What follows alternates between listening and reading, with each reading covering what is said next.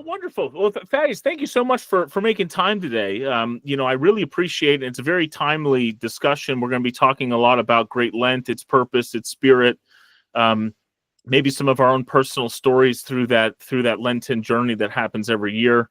And but I just wanted to get a little bit more oriented to your background and where you are right now. Are you like at a seminary? You made it sound as if you were at a service this morning or something. I live a block from my parish, so it's easy Oh, to walk to the services. So that's yeah, great. That's great. And where are you in the country? I'm in Salt Lake City, Utah. Oh, that's great. You a skier? I'm not. Me, A lot of friends me, that are. me either. But I guess a lot of people out Utah way, it's like part of the ecosystem or the air out there. So, Mm. so Thaddeus, tell me this. Now, first of all, is that your baptismal name? Is that your legal name? Just give me a little bit of background. Yeah, my legal name is Shay, and then my priest did this thing that at the time I had no idea was an unusual thing. Uh-huh. I think it's some ancient tradition, but no one else knows about it. He gave me two patrons, two No. saints. So Elder Thaddeus of Patitsas and St. Patrick of Ireland. So you'll see me Oh, around the online Orthodox space as Thaddeus Patrick. okay. Yeah, and I was a mainline non-denominational evangelical, Hmm. went through a Bible college program, got a psychology degree and a Bible and theology degree while I was there. And it was after that I was challenged by some of my friends from that college who were also looking into this thing called Eastern Orthodoxy to Yes. study history. And when I did that, it really unraveled a lot of what I considered just obvious Christian truths. And I didn't like Orthodoxy. I didn't like attending any sort of liturgical services because I was used to the rock shows. But I got a copy of the book Our Thoughts Determine Our Lives by my patron, Elder Thaddeus of Vitovnica. And that book felt like everything that I had been looking for in psychology and in a Bible and theology Hmm. degree. And that was what eventually softened me and won me and made the services make sense to me, that the spirituality he was talking about was exactly why the services were so Hmm. perfect, exactly the way they were. And over the years, that was about 9 years ago, and I finally converted.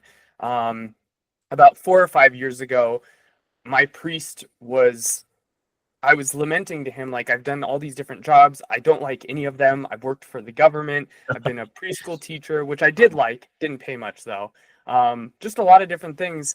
And he said, it's obvious like your strengths are in the world of psychology and talking to people. And I hear you talk about, Elder Thaddeus and stuff at coffee hour. And so he encouraged me to start my own business, just as a Orthodox coach talking to people. So it was kind of that simple. And I was not sure if it would take off or anything. My parents were excited. They agreed that it was just kind of clearly my one area of strength Sure. and no others. And so yeah, the last 5 years I've been doing that, and recently it's been my only gig, and by God's mercy it's worked out pretty well. So No, that's wonderful to hear. Great story. I'm always so my history, and this is the preface of the question, but I was raised Orthodox. I'm Greek background, and but of course was raised in America. But been on pilgrimages. I've been to Greece. I've spent time at monasteries, convents. I've been to Mount Athos. I have a lot of family that are actually clergy, and what is so clear and obvious to me, because I've been swimming in that water my whole life, I just don't understand why there isn't more, or there wasn't more, because I know things are now blowing up in America for Orthodoxy and its interests. People are coming in a lot, which is great. Every country has a little bit of a learning curve, to sort of get established. But my question for you is, reflecting back on why you didn't enjoy the services when you first got in there, and I know you read a book and it opened your eyes, but can you describe the mind of a person who would rather just like listen to a rock band for 2 hours and like some euphoric messaging versus like what is now known to you on a daily basis, what it sounds like in the Orthodox Church? What is that all about? Just bring me into that world. yeah, I think when we Orthodox Christians speak of the nous, N-O-U-S, the heart, or the heart of the heart, depending on Mhm. which father you're reading, we're getting to the core of the problem, and the concept isn't even in Western society. It's very clear when you read some of the medieval Catholic writers, it's clear they didn't quite understand the concept like the fathers anymore. And for Protestantism, there was nothing passed on because it was, I would argue from my studies, it was already missing. Mm. But there's this idea that there's this still this inner part of your temple, the deepest part of your heart, that is only for God, and without him, which is part of what it means to be born sinful. You know, it's not like born disgusting or something like that, which is kind of what I was raised with. But to be born sinful, we can call it ancestral sin, original sin. It all means the same thing. But it means to be born without God in the heart, in communion with him, like Adam and Eve were before the fall. And when that space is empty, it's still full of desires. We're still humans who want things and have cravings and desires, and those tend to usurp that role and try and bring us happiness and joy. And as we say in the services, we worship the creature rather than the creator. Hmm. And so all that to say, I think for someone who has never practiced stillness, never seen the necessity of it, despite it being testified to in scripture multiple times. For someone who has never really had any sort of tradition of stillness, anything that is passionate, that is stirring, that stimulates you, becomes your hope and your joy. And I remember being in Bible college, we would have once a week we would have what was called a worship chapel, which was just them singing a bunch of songs, and sometimes it was more mainstream rock shows. Sometimes it was like hipster evangelicals playing banjos and singing old hymns with a Fleet Foxes vibe. And that was actually my favorite. I didn't like some of the mainstream stuff. Actually, I liked this like eccentric banjo worship music, but it really was my like temporary medicine. Like if I was depressed, not feeling well, I would get excited for worship chapel because I knew I would feel better. And then about 30 minutes after it ended, the high would fade. Hmm. And I went to food. I didn't realize I had such an inappropriate relationship with food. I would eat constantly to make myself feel better. I had some neurochemical stuff going on too I wasn't aware of. But these were all how I coped. Or an exciting talk or lecture, like you mentioned, like this motivational speech. They all lifted my passionate energies, we could say.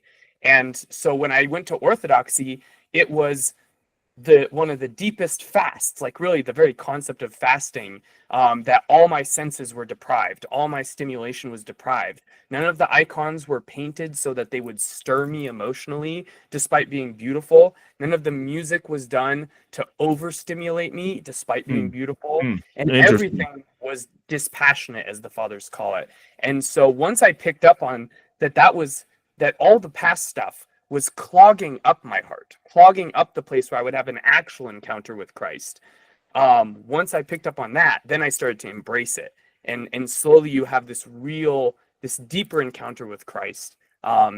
Because the very means by which you talk to him and you commune with him was no longer just like stuffed full of the spiritual equivalent of junk food. You know what? I was just about to make the exact same analogy. It really, as soon as you started speaking about that overstimulation as sort of your appetite, it'd almost be like saying, hey, my diet is processed food, and it's so extremely intense and caloric. And you might say to yourself, hey, well, that's even more flavor, and that's at a cheaper cost, and that's efficient, and I love the wrapper.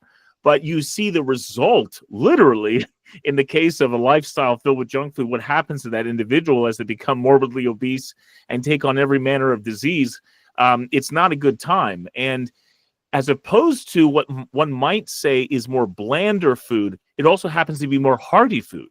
It also happens to be food that is more of a building block for good health. And so interesting parallel that you bring up, sort of that overstimulation in your prayer life, and how a person like the way that I'm so surprised to hear that story, but as I compare it to other arenas where, we've all had processed foods in our lives and maybe have had a binge or two over a few weeks, but I could kind of see how that might numb you to then walking into a place of quiet and peace and silence and a little bit more quote unquote mundane might seem off-putting at first. I mean, plenty of people hate leaving their processed foods, even though they know it's killing them.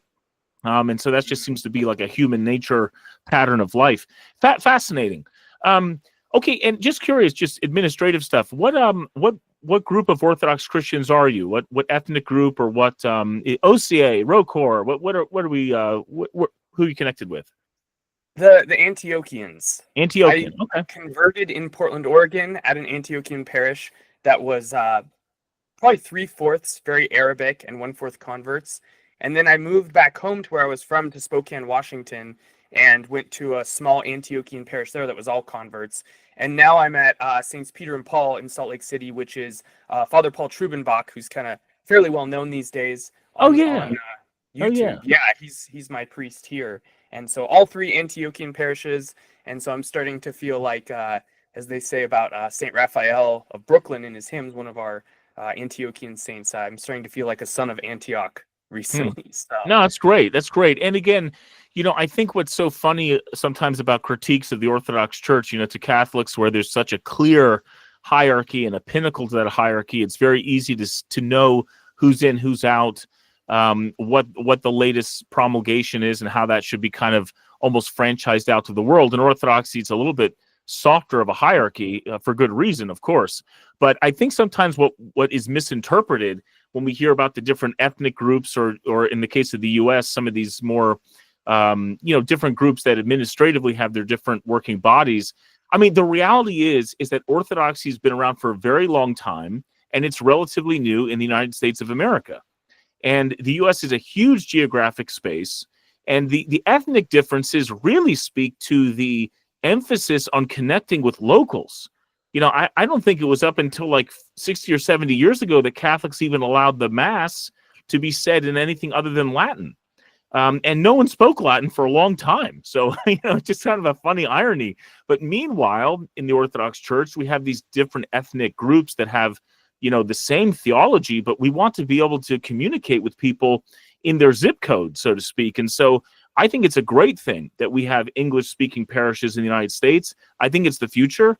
I can tell you as a Greek American, for better or for worse, the next generation of people that are becoming middle-aged and maybe even approaching senior citizens, their Greek is not very good. And carry that out another generation, eventually, it's going to be English constantly. And the reality is, it really is already almost, quite a bit of English. Although I hope we keep things like Byzantine chant. It doesn't matter what language you are chanting in. That style is just extraordinary. But so anyway, I just think it's really interesting that the United States is kind of going through its growing pains, going through its learning curve, and what we need to do is connect with, English-speaking Americans. And I'm so happy to hear that in the last several years, the numbers have grown so much, and I do believe a lot of that is to do with some of those ethnic groups finally transitioning to an English-speaking sort of dominated, pattern of speech, which is completely natural to Orthodoxy. Yeah. I think it's very key, and something that I was studying in an Orthodox history book recently that stood out to me was how Saint Tikhon, one of our early saints of America, who was the Russian bishop and managing what became the OCA. He had a plan that was perfect, and I'm surprised more people aren't looking to this plan, because it's from a saint, and to me it's genius, pastoral, economia, like the exceptions that we make to address unique problems. So of course we've condemned the heresy of ethnophylatism, which is where bishops should be attached based on ethnicity. Sure. But he had something that on the surface looked a little like that, but it was the perfect solution temporarily. What he wanted was, since Russia had been the ones evangelizing America and leading the charge, and he was of that church, he would be the bishop at the top, and then he would have bishops under him based on ethnicity. So he would have Raphael of Brooklyn over the Arabic parishes. He would have Sebastian Dabovich over who's also a saint, over the Serbian parishes, and he had these different bishops, but it would still be one church. And that would allow these bishops, who were very trusted, they became saints, they were loved by their ethnic groups. It was the perfect both and of like bishops that can care for the ethnicity, but we are under one church. And the Bolshevik Revolution is what killed that. It kind of disconnected a lot of the resources needed. But I think we're kind of, this is our second attempt that's coming more naturally, thankfully. Well, yeah, and again, it's just such a N of one where a country would be so multicultural and diverse, where, I mean, you just think about any country, Romania, Greece, Poland. I mean, these places go back centuries and centuries, and they speak one language, and there's solidarity of culture. And in some ways, I feel like America needs to head towards that, because I don't think the mosaic that we have right now is sustainable. And it's moving naturally at its slow pace, but you feel the tension, and sometimes I think it's not a good thing. But when you go to a place like Greece or like Romania, or Poland is not Orthodox. There are parts of Poland that are Orthodox, but there's such solidarity there. And, people tend to speak Polish in Poland, and they eat kielbasa, and they have pierogies, and they all get married with the same, similar traditions. And if you go to Greece, it's, the Greek version of those things. And it's to me, I love that world. I think oftentimes what results in a lot of mental illness in the United States, frankly speaking, is the fact that people don't have a clear sense of identity. And certainly it's always an opportunity to reinvent yourself. That's an amazing blessing. But at the same time, you just can't be reinventing the wheel your whole life. And across generations, I think that can be very overwhelming for a lot of people. Certainly you always have your outliers that can kind of run their own trail. But for most of us, I think we're looking for some leadership and someone to set the tone. What is your ethnic background, Thaddeus? Honestly, I'm not sure. I've asked my family, and it's kind of it seemed hard to trace, and I've never done any sort of ancestry.com because I don't want to give them my genetic data. But I have always been curious. What I was told by my family is we're very white. Been white a long time. No, that's fine, and that's fine, and maybe that's a perfect example of how, like, as an American, and I speak from one American to another, but like, one of the great tasks I think we have for our kids in a country of multiculturalism and such diversity is to create a clear narrative. And I think that narrative can be very much helped in terms of its development and its simplicity and its rationale in the confines of the Orthodox Church. And it's something we have to work on, honestly. I really do believe that we have to come up with better scripting for who we are and what we stand for.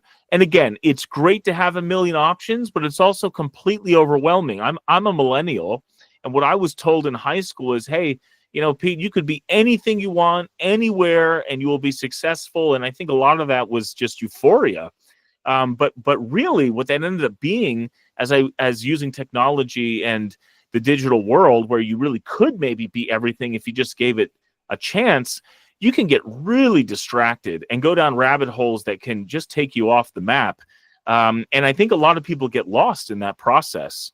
So anyway, it's an interesting phenomenon in my mind that the United States represents such huge opportunities, but at the same time lacks sort of a cohesive narrative that we can kind of pass on to our kids, unless we're really active about developing that narrative. Yeah. When your parents, I assume, did your parents become Orthodox as well?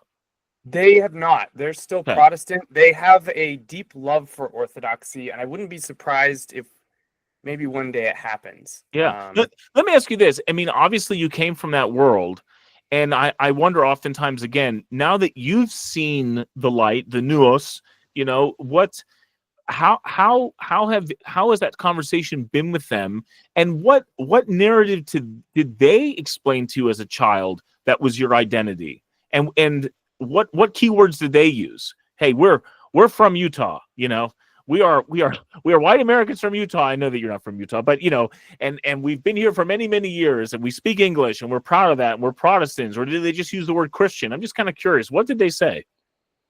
Yeah, that's a really good question. I haven't reflected in that context. I mean, it certainly was there. We were very, I always call it very like constitutional, conservative, patriot, grassroots Republicans. Like, didn't like the franchise stuff, didn't like the rhinos, the Republican in name only. I remember that term a lot. And so we were very much like as I often say, both in a positive and negative way, the saints. Everyone has saints. Everyone has heroes that they're like, these are the people to become, whether they admit it or not. And our saints were the founding fathers. Our saints were the founding of America. And I had to go through that stage where I kind of like stepped back from those characters and looked at them objectively and maybe swung a little to the other side and then came back to center, where I had this balance of admiration and critical perspective of them. And they are our lineage. Like, they are exactly what you're saying. And so there's something I realize I can't, it would be wrong for me to follow them like saints when they're not, and it would be wrong for me to throw them out, because they are my lineage. And so, so that was very key. I think our family, I think being virtuous, like as a general theme, was really what was honed in on. And my dad was someone who was reading a lot of like personal growth books and books on how to be a man. Wild at Heart is a very popular by John Eldridge, is a popular Protestant book on becoming a man. And it was interesting because as I've encountered other men, I've realized how, like, I'm generally a pretty gentle guy. I make a good therapist, make people feel safe. And I've found that part of me that's masculine too. So I'm thankful for that. But I had a very masculine dad who was also very gentle and nurturing. And I've come to see that value system he taught me of being virtuous, of being sacrificial for others, of working hard. I grew up doing general contracting with him, so a little bit of plumbing, a little bit of electrical, a little bit of everything. And then I pendulum swung to the therapy world. But I'm so thankful for that foundation and those skills. But I really would attribute to him, in the world of Protestants, emphasizing sola fide, like don't make it about works, don't be like the Catholics, whether that's accurate or a straw man of them. Don't be like the Pharisees, don't think works have anything to do with salvation. My parents said something to me that was different than that, which was, they didn't even know what the word Protestant really meant, and nor did they identify with it. They were more constitutional than Protestant. But I remember my mom telling me once that you take your character to heaven when you die. And that really sat with me for years. And I didn't realize till later that was not that Protestants would disagree with that, but they that's shoved to the side. That's in the secondary category of sanctification. But I come to Orthodoxy, and Orthodoxy's built on that. Orthodoxy is built on, the state you die in determines what your afterlife is. And so my parents, outside of traditional Protestantism, had planted those seeds because they were so wrapped up in the theme of being an actually godly person. And so even though they might have identified with, if some pastor explained it, the salvation is this legal thing and sanctification, transformation is the secondary thing. We don't make that divide as Orthodox. But they still had this very big emphasis on, life is about becoming a virtuous person, about being a godly person, about sacrificing for others, giving to the poor, treating people well. And so I would say, summing it all up, if anything was the lineage that they taught me, it was that. It was very simple, and it was very American flavored. Even you were voting, or you were being politically active from those values. Yes. But yeah, I would say that was kind of the very specific lineage that was given to me and led me to Orthodoxy. Yeah, again, it's always an amazing thing what initial step and what train track you sort of jump on to eventually get somewhere, and specifically the Orthodox Church. To some extent, and again, I think the internet helps with this in this day and age.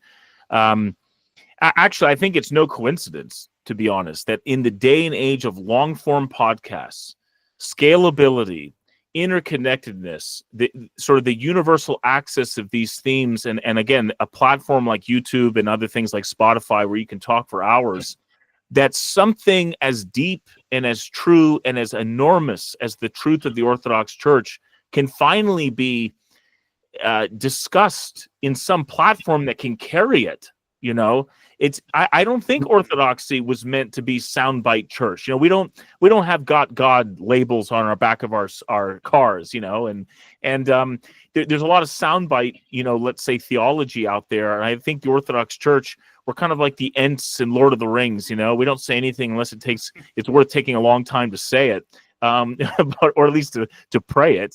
But you know, it's fascinating to me that as, let's say, technology allows us to go into long form and to spread the faith and allow people to really think past the superficial, and that takes time, that somehow Orthodoxy now emerges as this very fast-growing church within the United States of America, and I would assume worldwide as well.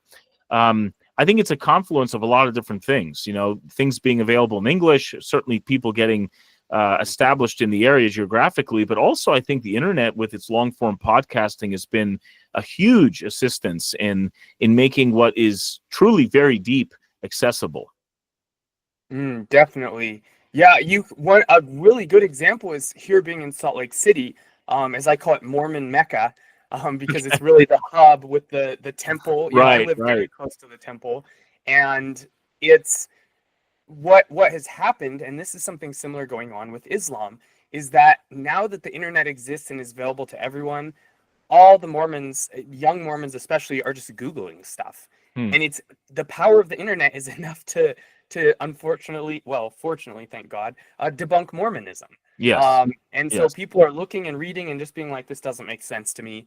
And so we have, at my parish here, we have 103 catechumens. Wow. We had 110, and then Father Paul sarcastically scared us and was like, some people fell off that list, and then it was 103, so it was like 7 people just hadn't been attending. But yeah, we're receiving tons of people into the church, and I would say over half of them, my guess is over half of them were at some point Mormon in their life. Interesting. Yeah, and so it's powerful to have the internet now. And I was reading a saint recently. There's a theme in Orthodoxy that you know, the demons, technology isn't bad, but the demons will introduce technology so that we can use it for evil. Similar to like God had Christ as the king, and God eventually brought King David, but they demanded Saul, and it did not go well. And this is kind of what we always do, where we want this new technology. The book of Enoch talks about how demons taught men metallurgy so that they could make swords and kill each other. But would we say like, oh, so all metallurgy is sinful because it came from a demon? No, mankind purified it, and now I kiss a cross made from metallurgy that my priest holds in the service. And so it is our job to, I mean, first live the salvific life and live the life in the church, but it is, some of us are called to be the ones who use the technology and purify it and redeem it, and are icons of Christ by redeeming it. And so we're doing that by using this. The internet has hurt us. Like, the internet has deeply wounded us, introduced pornography, all this horrible stuff. But it is also the case that we rightly should have priests on YouTube and should have these conversations. Right. And now we're ironing out the kinks. And just to give one example of that, because I'd love to get on this soapbox really briefly. One of the kinks we're working out right now is that people are doing the Paul versus Apollos thing, where, you know, I follow Father Peter Hears, or I follow this priest, or I follow that priest, and all of these priests are awesome, and they're all balance each other out. Like, when my clients ask me, should I listen to this priest or that priest, whatever, I always tell them, listen to all of them, because whatever you hear them all say, you know, is the best. And also you will find advice that is for your own heart from the priest that said what you need to hear. But it's not by listening to one, it's by listening to all of them, just like we listen to all the bishops, all the ethnicities, all of the groups within the church. That's what's actually the model that we have instead of the Pope or Sola Scriptura, is the whole body is the pillar and ground of truth. And so I think a lot of people are still having to kind of realize, like, don't side with a priest, like, don't join a team. All of these priests are Orthodox, and their united voice is your safety and security and your pillar and ground of truth. Well said, and I think it reminds me of the polarization between the debate of faith versus works. You know, the Orthodox Church just says, well, why one or the other? Like, why not both? Or why isn't there some dynamic connection between the two? We sort of sidestep the whole discussion. And so sometimes I think when Protestants kind of are used to, you know, being a pope of one, for lack of a better term, and then they also think about, oh, well, I'm either that or I honor the pope, like in the Roman Catholic Church. They don't really see that there's a third option. And so I can see how some people might arrive to Orthodoxy with this idea of, okay, I've just rejected this. Now I need to do the hyperbole of the opposite. And the reality is that, you know, the proper balance is something very different. But I will say, though, I mean, it's just so cool to see priests that, you know, connect with young men, priests that connect with married couples, the elderly. Like, everyone has kind of their flavor of something to bring, and they all connect in a different way. And I find that very encouraging. I think that I've heard the term the orthoverse. You know, people are sort of finding orthodoxy and connecting it with certain different nodes of interest. But you know, it's great. It's phenomenal. And as we've both kind of met through X, and of course I saw you on YouTube before that, but you know, it's really encouraging to see so much discussion and people meeting from all over the world. Every once in a while I get this little pop-up chats that there's some room where I can enter and listen to a debate or a talk about some interesting topic. And technology definitely has an incredible power, and it's a credible opportunity, but obviously it's just like nuclear energy. You know, nuclear energy can heat up a town and give it light through the winter and keep everyone alive, or it can blow up the entire place, you know, and it's you got to make sure you're using it for the right thing. So, but a lot of things are like that. Marriage is like that. You know, anything that's worth having can be distorted and inverted to be something toxic. And so, you know, it just sounds like that's the adult thing to recognize, is that we need to use things in the best way possible, but be aware, you know, we don't fall prey to distorting that use. Yeah, it's something I find myself talking about with people all the time, and with a lot of my clients, is that we really, especially if we come from like Western Christianity or just the modernist rationalist world in general, is we think of sin like it's bad things. Like, I did a bad thing, which it is. I mean, that's certainly a key part of it. But I imagine it like a tree. Like at the fruit of the tree, what grows at the end of this whole process is what Paul calls the abominations: murder, adultery, you know, gossip, etc. All these sinful things.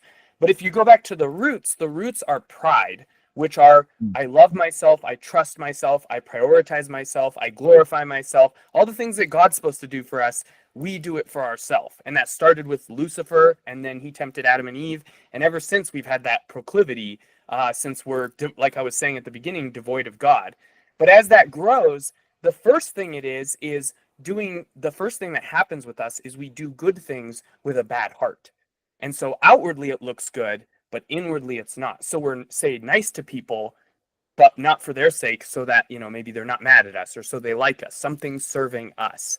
And then as that goes on, that's what grows into these negative, these evil things. Eventually, once I'm angry enough at them for not giving me what I wanted, now I murder them. And so St. Maximus the Confessor sums this up very well. He says, evil isn't in food, but in gluttony. Evil isn't in sexuality, but in lust and adultery. Evil isn't in glory, but vainglory. Evil lies not in created things, but in their misuse. And it's just so easy to, you know, create these categories of things that are totally fine and don't even need questioned, but actually your heart does. And then these things that are always bad, even though our church has a history of maybe granting exceptions to those things, like divorce, for example. This is something that Catholics go after us for.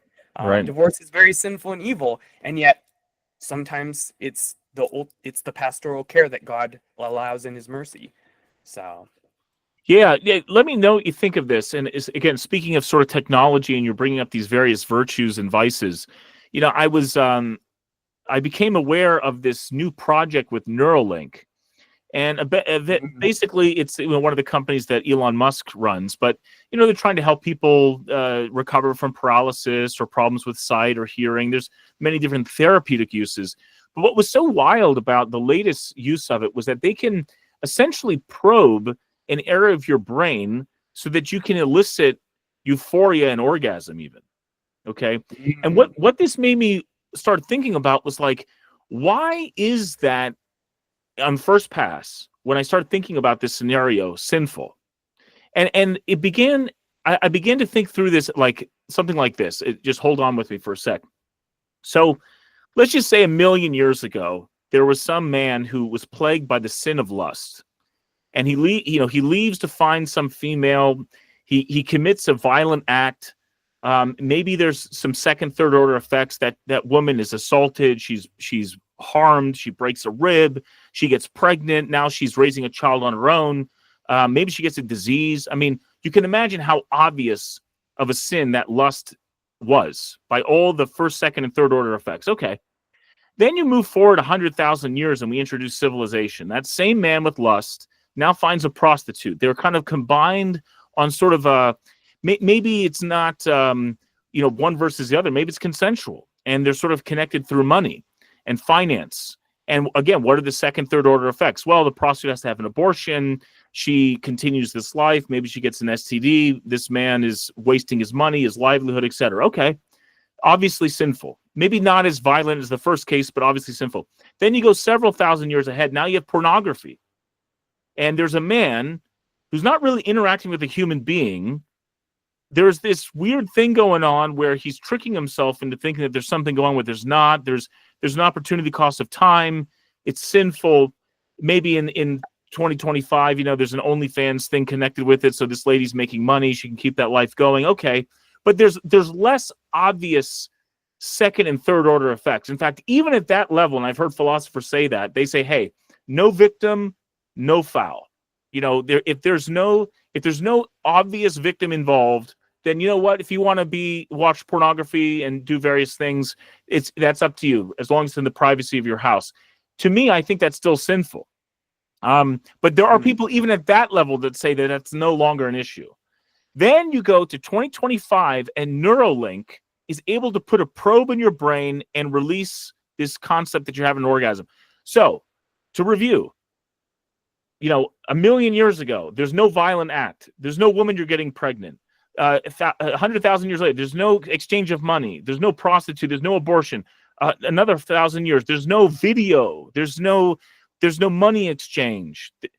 It's completely without human beings. And you ask yourself, is this still sinful? And I think the obvious answer is yes. And then you have to ask yourself why. And I think the true reason is that it is a delusion. It's a lie. Like every sin to some extent is a lie. It's a distortion of reality. In fact, you might say that anything that's not true is by definition a sin. And so in my mind, if I'm able to trick someone into thinking something's occurring, they're having this bond or connection or something with something that is not, never mind the fact they're not getting married, having children, showing duty, responsibility, et cetera, et cetera. But in and of itself, I would say that stimulus in and of itself is not a good thing. What do you think about that, Thaddeus? Yeah, definitely. And I really think the core issue that I like to trace it back to is I have a video on my channel where I break down the word sin to like kind of 3 different dimensions. But the most basic concept is missing the mark. That's what the word quite literally means.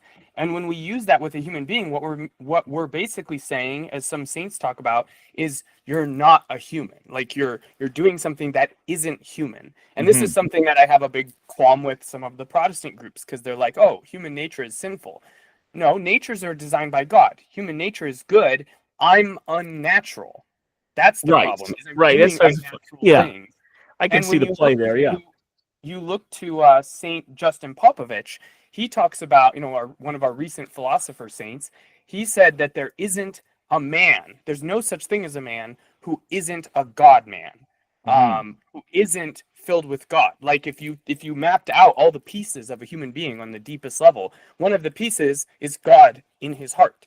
Like, that's not something that's added. That's a piece that's always supposed to be there. So until that's there, we're never truly human. We're always sinful in that sense, which is a much deeper theology than like following the rules that both Catholics and Protestants will have. That unrighteousness is breaking God's rules. As I always say, those are the symptoms. You know, when I break God's rules, that's just like me coughing, but that's not what the problem is. Bronchitis, not the cough. And so we really have to look at what does it mean to be a human? What does it mean to be united with God? And I think one of the phrases you said that was like a technical description, but I think actually got to the heart of the problem, is you said there's no one else involved. Right. And it's funny that we're using, like, people like Elon Musk would use that as like a moral argument for why it's okay. But in fact, that's like the greatest summary you could ever say for why it's totally inhuman, why it's sinful, why it's hellish, is because our very essence and nature is meant to be Trinitarian. We are meant to be humans in communion with God, but also in communion with each other. And the essence of hell, when you're reading some of the saints, you know, they're usually talking about fire. That's like our default description because they want to convey it's awful. But you'll read some of them who go deeper and they'll say, well, what's more deeply going on is that you are alone and you've chosen it. You've chosen, I don't want the vision of God. I don't want to be close to my fellow man. And one of the saints I think that makes this very clear is Saint Macarius of Egypt. He's walking through the desert with some monks, and they ask him, Abba, what is hell like? And as he's walking, he sees this skull in the sand, and he lifts up the skull out of the sand, and he talks to it, and he says, tell me, who were you? And the skull says, I was a pagan priest, and I sent many souls to hell, and it's very proud. And he asks it, and what is hell like? And the I can't remember how the story conveys it, but basically the tone of the skull is suddenly downcast. And it says, in hell, all of us have our arms linked together, but none of us can look at each other. And the symbolism of that is basically the arms linked is that you're disabled, that you're inconvenient to each other. You cause each other problems, you know, oh, this person's in my way on the freeway, like that. That's the spirit that they have in hell. But the face is intimacy. They can't enjoy the connection they're built for with each other. And the one other symbol I think is very powerful is there's a monastery. I don't actually know where it is, but it has these. I could probably find it, but it has these depictions of hell and the people in hell. And one of them, it's very powerful. I think I have this picture on my blog actually. I have a post about this called "Hell is Other People," which is like what people in hell think. But it's pictures of people in hell in a row, and all of them have smiles, but their eyes are painted sad. And there's this sense that there's, even though hell is like conveyed sometimes as like, oh, I wish I wasn't here, it's also conveyed as like being proud that this is what I chose. Like, I'm happy here, but you know, that person who's obviously in denial. And so there's that, the same with the skull. He was proud he sent people to hell, and then when he talked about hell, he was sad. And I think going back to the Neuralink, the real problem is that it's the Tower of Babel, it's the Antichrist, it's, you know, and not maybe remotely there's some way it's redemptive technology, it's getting harder and harder. But the spirit of it, at least that it's being created with, and when they get excited that they can stimulate an orgasm, is that it's dissecting man like a surgically removing a limb from humanity, from the body, and yet trying to keep him alive and give him everything he wants. When in reality, God's whole design is that you get what you want, like in the good sense, the good selfishness, by obeying God and by loving your neighbor. And that's who psychologically dies happy on their deathbed. Like, we don't even need orthodoxy to prove this. Like, psychology says the people who die happy are the people who spent their life sacrificing for people. The happy pagan is the one who was like the little old lady who baked food for the neighbor kids, and she dies surrounded by the love of other people. Like, this is universal and finds its fulfillment and its fullness in orthodoxy. But the Antichrist religion will be this religion of self-love, self-worship, and it will dissect men from the body of human beings they were supposed to be a part of.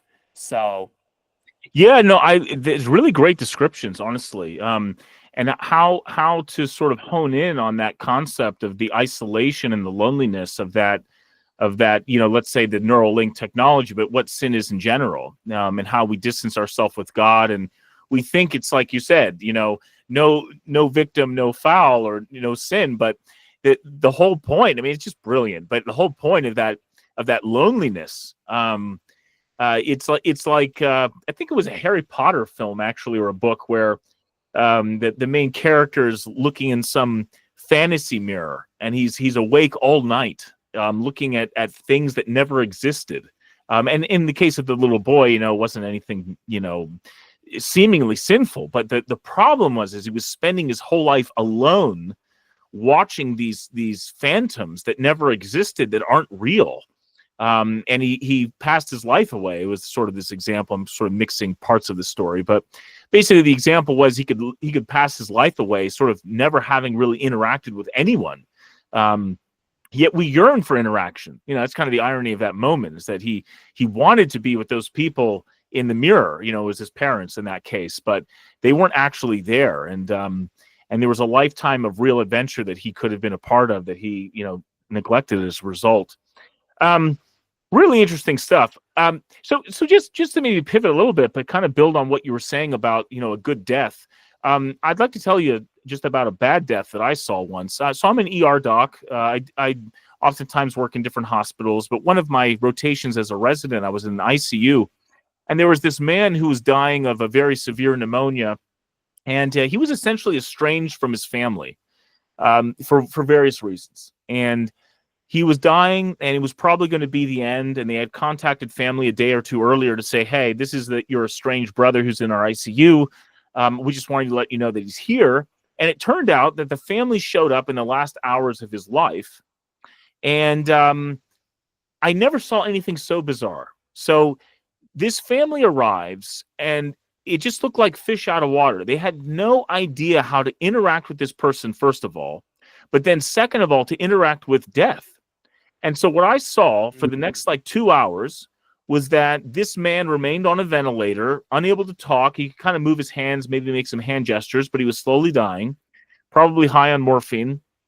And his family basically turned on The View, as in the TV show on the TV, all got Starbucks, and just kind of stood around like they were at a cocktail party, kind of going in and out of watching The View and drinking their latte. And eventually this guy died. And I'm not trying to say that, we want to take the suffering and the pain away from dying, because it can be very ugly and very painful and very, very sobering maybe that's the best word to use. But this just seemed to be a complete opposite of what it should have been. There were no prayers. There were no songs. There were no connections of memories. There was no affection. I didn't see any human touch, but there was definitely commercial grade coffee there. There was definitely a pointless, useless, empty View episode about nonsense being played in the background.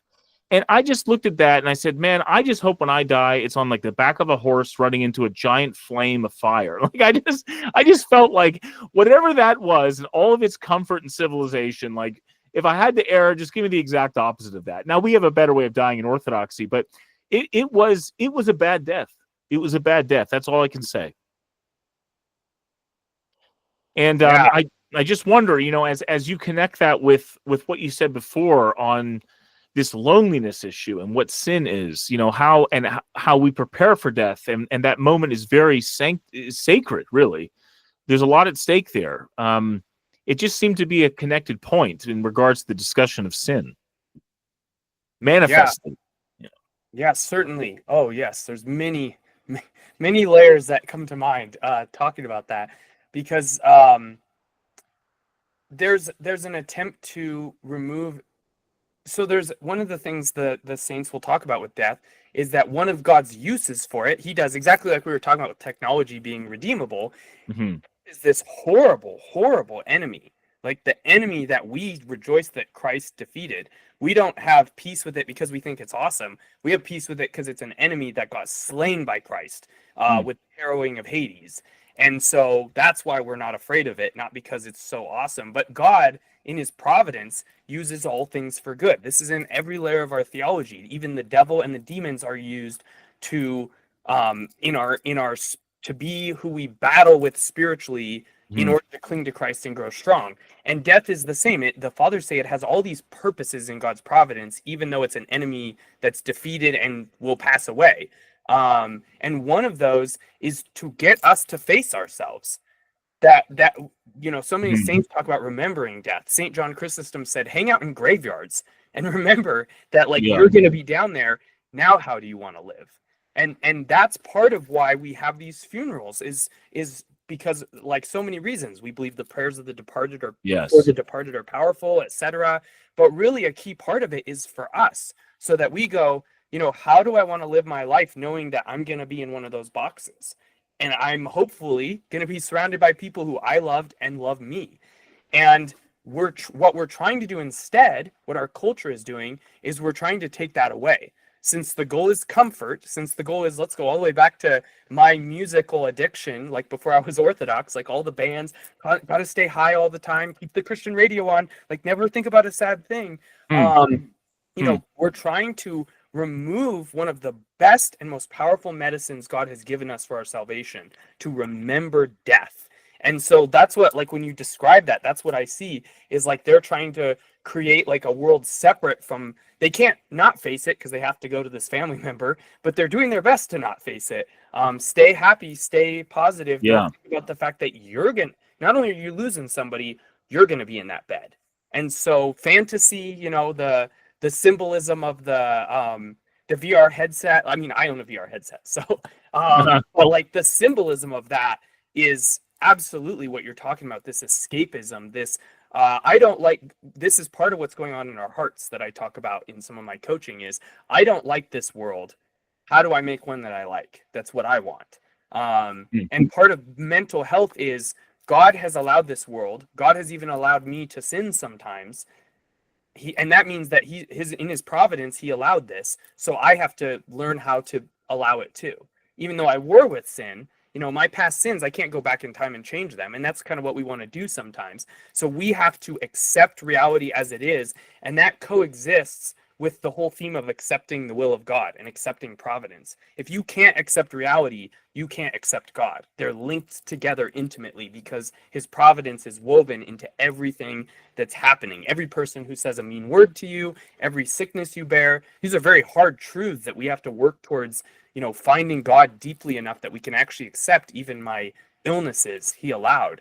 But as we do that, it leads to mental health and spiritual health. And as we don't do that, we get locked in these bubbles that have to get tighter and tighter and tighter until when we die, there's no one left in them but us. People, either we have a sacrificial spirit like Christ, and then we can welcome even our enemies, or we have a self-loving spirit. And there's no other spiritual divide. When people talk about spirituality and all this stuff, that's the real battle. There's other-centrism, God and my neighbor, and there's self-centrism. And we're always moving towards one. And there's nothing else going on in the whole universe in this life except for that. That's the battle. That's spiritual warfare. The demons love themselves. The devil loves himself. Those in hell love themselves. The goats love themselves. And the sheep are always thinking about others. And there's so much that is, I could go give lots of examples, but simply put, there's so much, as we've already discussed, that says that real happiness, fulfillment, joy, union with God comes from that other centrism. Get your mind off of yourself and get your mind onto other people. And it's a night and day difference, even just in mental health, let alone repentance.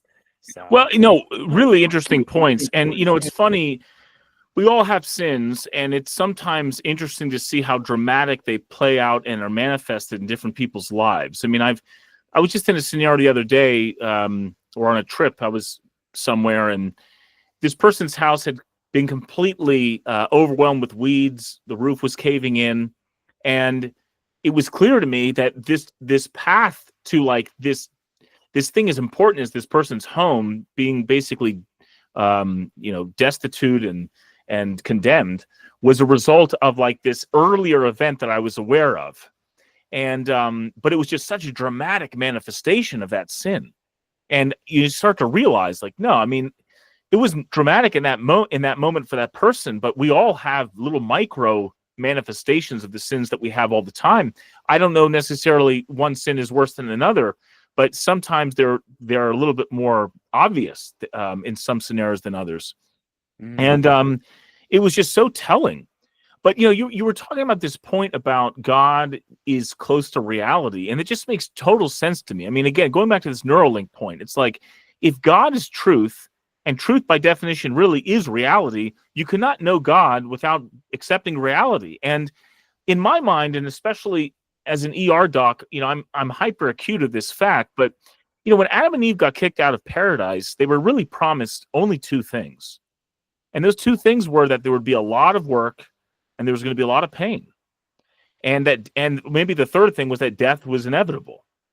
And so I just think to myself, like, what can we derive if we work in a space where pain, work, and death are always present? And what kind of wisdom can we glean from that? And when I think about people like Jordan Peterson or maybe the great heroes of old times, most of those people were not arriving at those incredible insights into human nature and how we can move forward with our lives from a moment of like, oh, this is a celebration that's a year long and I've never had any struggle. Really the exact opposite. It's through the work, the pain, and the recognition of death that we then can maybe do something about it. And I don't see that as a coincidence, because if you operate in reality and you know truth and then you can know God, then it seems like all things are possible. But if you are starting out in a state of delusion and maybe in sort of a first pass effort, avoiding pain, avoiding struggle, avoiding reality, avoiding duty, as maybe Jordan Peterson would call it, and certainly duty, I think, is that thing that you do anyway, despite the fact that it's going to be painful and hard work, and you might get hurt in the process. No coincidences there. No coincidences there, and so yeah, I think there's no coincidence that you bring up that point about the euphoria and the ultra processed nature of some of that celebration that you grew up with, where you never connected with what was real. It just was too. It never matched reality. And what can you derive from that? And then and the opposite extreme, I think, is just as powerful, where some of the most empowering stories we ever know about are those that are in the developing world, those that are in hospitals, the hero firefighter, the cop, whatever it might be. Just come up with the story, it's there. And something within that story is very real and very true and very resonating. Yeah, it's something I'm hoping to do a video on this on my channel soon. But something that when I was Protestant, I'm clearly like a debate guy. I love intellectual discussion, whatever. And I've kind of eased back. Once you're Orthodox and you kind of get your priorities straight, you ease back a little bit on that. But you also get honest with yourself that a lot of apologetics is post hoc rationalization, where you already believe, and then you're just looking for arguments that make you feel better about what you believe. And there's actually studies that have been done that actually releases dopamine, so it's very addictive to be told what you want to hear. But I've been forced, as I've become Orthodox, to face, like, first of all, the question, do you actually believe? Once my Protestantism broke, I was like, okay, I'm curious in this Orthodox thing, but I visited a Catholic church for a little while. I read some Hindu, Buddhist, and Muslim books, and was looking at world religions because I wanted to actually ask myself if I believed. Yes. And then once I found I couldn't escape Christ, I was like, okay, what actually binds me to him? Why do I actually, not the intellectual answers that that come after the fact, but what really holds me? And one of those things is that, the book of Romans says that no man is without excuse. We all have a conscience. And as a Protestant, that was like, we all know as a fact of data that there's a God. And I never related to that. Like, I was always a skeptic, and I was pretty sure God was real, but like this feeling of that was kind of described to me was that you were sure there was a God and it was Jesus. And I never had that. But one thing that I'm not only sure of, but is so deep, like I would say humans can't deny it, is that we all tell the same stories of the hero, the hero's journey, that archetype. That, for example, this is a major thing that like when I have a moment of doubt, I rethink through this and it brings me right back, because it's just so ridiculous to think otherwise. When let's say atheist secular materialism is true, and that we're all operating based on survival of the fittest. We're all based on like survive, and that's your biggest value. Why is it that when anyone actually lives like that, we hate them, even if we're atheist, and they're the villain of every story? The person who uses others, abuses them, murders, etc., lies to people so they can survive. We hate those people, even if we're Hindu, Muslim, Buddhist, atheist, whatever we are. That's like, no one disagrees on this. We're all watching, Marvel and Harry Potter, where this story is told, where those are the bad guys. And the good guy is the guy who doesn't try to survive, who will actually die for other people. And who more looks like that than Jesus Christ, especially when he's on the cross and he's being murdered, he's been tortured, he's been betrayed, he's been shamed, he's been spat upon. His own friends have left him. And he looks at all these people having like the worst thing ever done to him. And his heart is revealed. He says, "Forgive them, Father, they know not what they do." That's who we want in every story. Even if we're an atheist, we want someone to love us like that. Right. And so to me, like, that really actually binds me, that every story, whatever religion or worldview we have, we like the firefighter who's going to come and risk his life for us. Right. We like the police officer who's going to risk his life for us. We like the ER doctor who's stressed and hasn't slept at all, who's doing that for us to live. That's our heart longing for Christ. And to me, it's just like undeniable. There's no argument against it. No one actually lives like survival of the fittest. Like, the people who do, we throw them in jail, we kill them, give them the death penalty, and we'll all agree on it. We'll rally together across religious lines. And it's the symbol of the cross and Christ, and it's also the symbol, again, going back to the Trinity, persons in communion. We flow a persons in communion. God created us, and we're in his image. We're built to be persons in communion. And no matter what worldview we hold, we don't like any other view but that. For a moment we'll, our family member dies, but they're there. They're there because they can't deny they're at the deathbed of this person in that tale you described, like, because they're still Trinitarian, whether they want to admit it or not, whether they want to live like they're hellish isolationists, they're still there.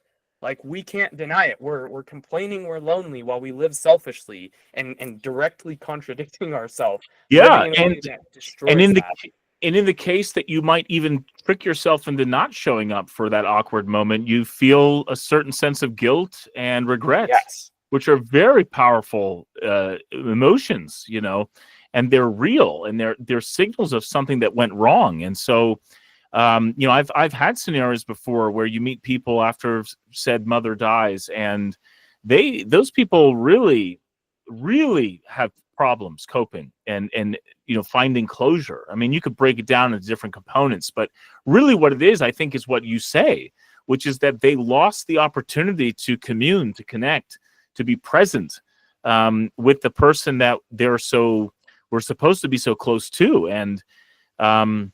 and whether they were broken from that person through arguments earlier or through neglect now, etc., it doesn't really matter. It all results in this feeling of guilt and regret, which is a terrible feeling. It can ruin people, it can ruin relationships, it can end lives.